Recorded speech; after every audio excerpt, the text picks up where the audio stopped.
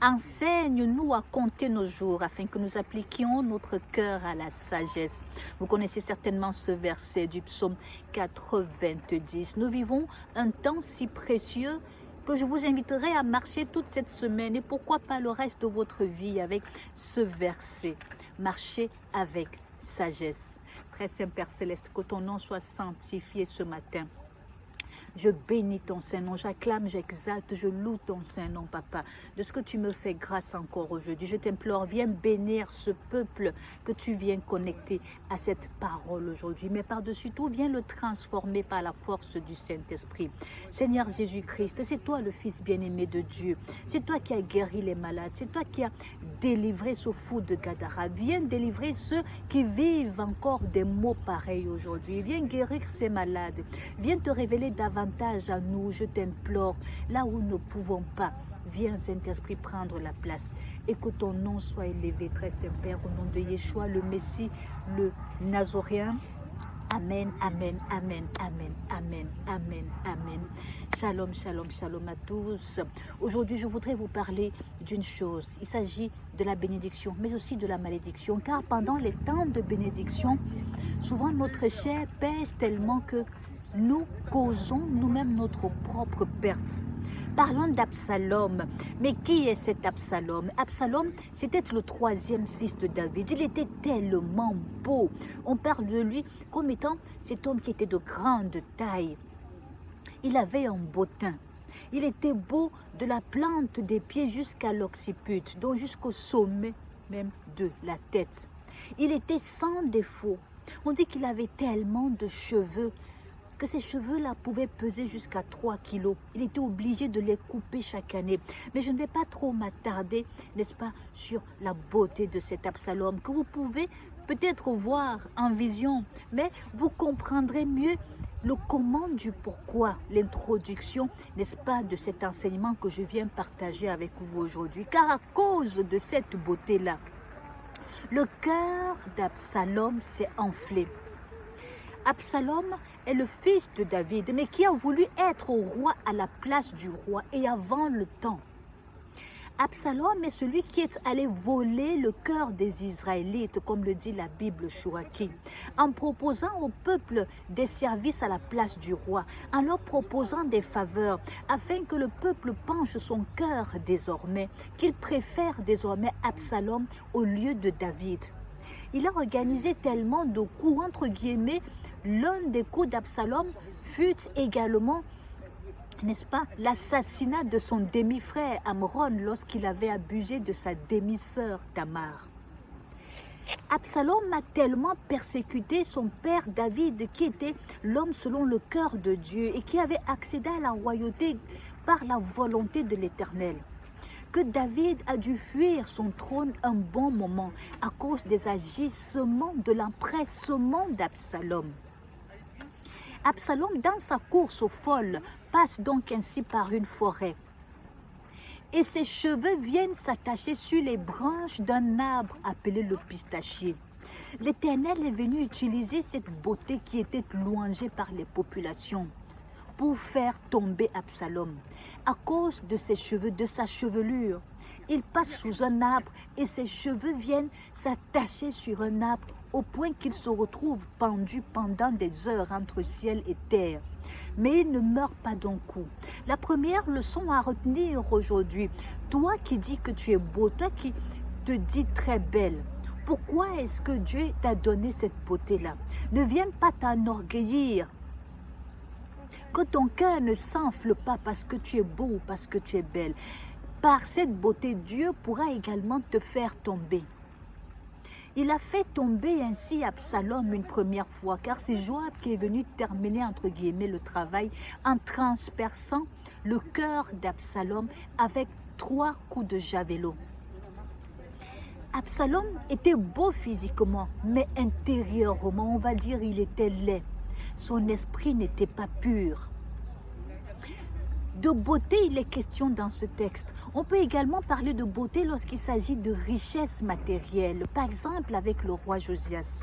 Josias est celui qui avait été annoncé dans une prophétie comme étant l'un des descendants de David qui viendrait immoler les prêtres sur ces autels des idolâtres.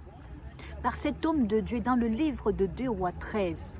Cet homme de Dieu avait annoncé à Jéroboam que viendra de la maison de David un roi au nom de Josias qui viendra, n'est-ce pas, immoler, brûler toutes ces idoles que tu as apportées dans le temple de l'Éternel. Et c'est Josias qui a accompli cette prophétie-là. Il a purifié le temple de l'Éternel.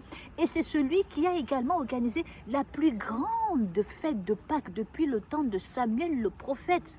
Comment Dieu ne pouvait-il pas aimer Josias? À cette fête, il avait invité les plus grands sacrificateurs. Il avait invité les plus grands prophètes. Zacharie était là. Alkini était là. Jéhiel était là. Les fils d'Aaron étaient là. Tout le monde était là. Ils n'étaient pas venus les mains vides. Ils étaient venus avec tellement de bénédictions, des milliers d'animaux, de l'or, des ustensiles de cuisine et autres. Au point que la chair de Josias s'est alourdie. Elle s'est tellement alourdie que le roi Néco, qui est le roi d'Égypte, passe par là devant le palais de Josias. Écoutez bien. Josias apprend qu'il y a le roi Néco qui passe devant son palais. Néco lui demande, mais qu'y a-t-il entre toi et moi? Je ne suis pas venu pour toi aujourd'hui. J'aime bien le mot aujourd'hui dans ce texte-là. Car l'Éternel avait l'habitude d'utiliser qui il veut. Et cette fois, c'était Néco. Pour cette fois, ce n'était pas pour Josias. Il venait passer par là car il allait dans une maison où l'Éternel l'avait envoyé. Il rappelle ceci à Josias. C'est pas pour toi que je suis venu, laisse-moi passer mon chemin. Dieu me demande de me hâter, donc de me dépêcher. Je suis en train d'aller en mission pour l'Éternel. Il précise ceci à Josias. Ne t'oppose pas à Dieu qui est avec moi, de peur qu'il ne te détruise. Il dit au roi Josias qu'il veut s'opposer, n'est-ce pas, à lui. Ne t'oppose pas à Dieu. Ça veut dire, ce n'est pas à moi que tu es en train de t'opposer, mais c'est à Dieu parce que je suis en train d'aller accomplir sa mission, de peur qu'il ne te détruise. Josias n'entend pas ça à ce moment-là de cette oreille, au point d'aller se déguiser pour venir combattre contre Néco. Et malheureusement et bêtement, le roi Josias vient perdre sa vie. Lui qui vient de plaire à l'Éternel, lui qui vient de purifier la maison, le temple de l'Éternel, qui vient, n'est-ce pas, de rassembler autant de fils de l'Éternel. C'est le cas pour plusieurs aujourd'hui. Il y a plusieurs Josias parmi nous qui viennent d'être bénis. Ils viennent d'avoir de grands ministères, ils viennent d'avoir de grandes sociétés. Ils viennent d'avoir un mariage glorieux. Vous venez d'être bénis par l'Éternel. Mais vous entendez qu'il y a quelqu'un qui est envoyé par l'Éternel qui passe devant votre maison. Vous venez vous opposer à cette personne parce que la personne vous a dit qu'elle vient de la part de l'Éternel, mais elle est en train de passer son chemin.